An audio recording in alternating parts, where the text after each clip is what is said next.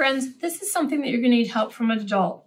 You're going to cut on the white line, and this is something that you do in the snow. So if there's a frozen lake, a snowman, build a snowman, snowflakes, hot cocoa, catch snowflakes, bear treat, ice. And there's a bunch of different ones here. And here's some clothes and low temperatures. And then there's ones that have seasons that are different. Like here's some sunglasses and shorts. So you're going to sort these by the seasons. The ones you use for winter, the ones you use for spring or summer or fall. Yellow leaves would be fall. These would all be things you wear in the snow.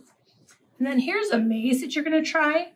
You're going to get from the start here and get this little boy all the way to the cocoa. So you're going to have to try to get all the way through. That doesn't work, so you have to go back and figure out how to get them all the way to the cocoa. Give it a try, it's lots of fun. And then here's some more for other seasons. Have fun with this, friends. Bye.